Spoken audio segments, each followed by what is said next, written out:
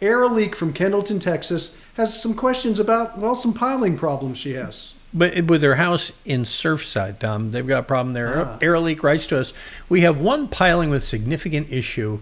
Without lifting the entire house, is there a way to bring the original piling back to the original level? Our ground material is more like clay than ground material that can easily be moved by water jetting. Do you have any recommendations for this type of particular ground material? And do you recommend the Simpson strong tie route for damaged pilings? Since it is just one piling, she says, Tom, they're considering doing it themselves.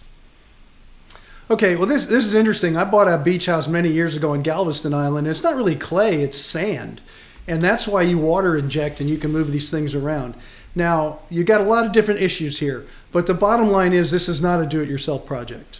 Secondly, you always have to make sure whatever, and I had to have them on site at the time. Now the rules have changed, but you have to meet the windstorm standards when you do this. If you make some repairs like this on these pilings and somebody finds out your house falls down during a hurricane and they see this repair that wasn't documented, you might lose all your insurance return on it. So always you have to take care of that. In the old days, the windstorm people would send an inspector to watch the job, which they did. I actually did a story on Channel 11 in Houston about this when I did it.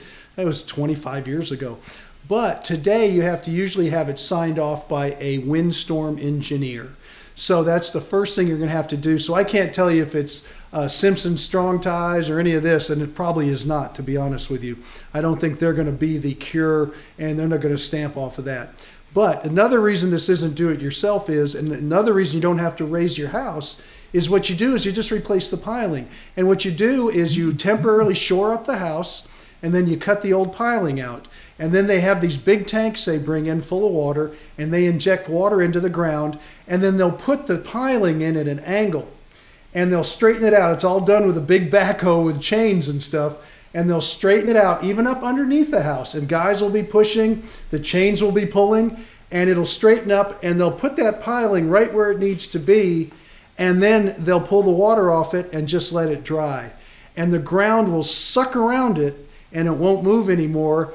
And then they'll go ahead and attach the top later and then pull the shoring out, which is the temporary supports. And now your piling is set in place, and it's tied to the house. All this has to be okayed by the windstorm engineer that you hire to sign off on it, and you'll get your permitting and stuff if it's necessary where you are.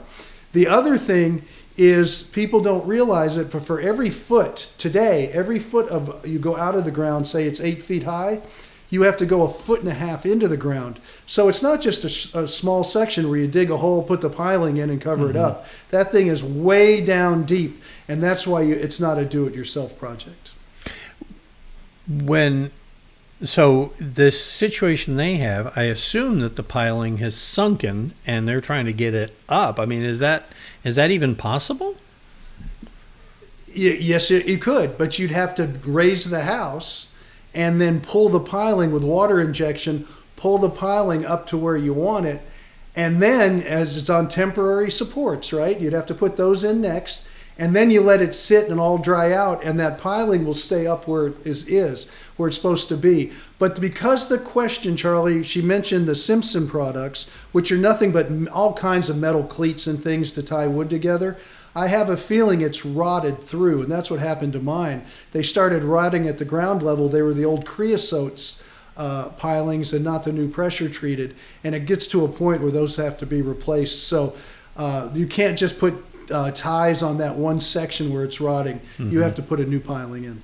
Yeah, you can't just sister another one next to it to kind of shore it up. You still got to go down 1.5 feet for every foot you go up, so it wouldn't make any sense. All right. Just replace it. It's done all the time. I replaced 11 interior and exterior ones. I replaced 11 when I did mine. It was interesting to watch them do it, but I think I paid, and this was many, many years ago, I think I paid a little under $1,000 a piling to have it done. And people say, well, who does that work? Usually the guys, the same people that build the retaining walls against the ocean, the sea walls, and do docks and things, they're the ones that replace the piling. They have the equipment to do it. And to your point, you try doing this by yourself and you think you get away with it because nobody knows you did it. Wait till there's an insurance claim. Yeah, and quite frankly, you're not going to be able to do this yourself unless you're just trying to put a mock one in, like I say, and just fake it, pile some dirt around the bottom. Don't do that. Please Looks don't good. do that. And because usually that Nobody project, will know. Yeah, usually that project begins with, here, hold my beer. All right. No, don't do that. You have a question, we want to help you out. Tom does these every day, and we love to help you. Go to HomeShowRadio.com with your question. Click on the Ask Tom button, and then you come here and you can either ask him in writing or on a video, and we'll answer it just like we did here.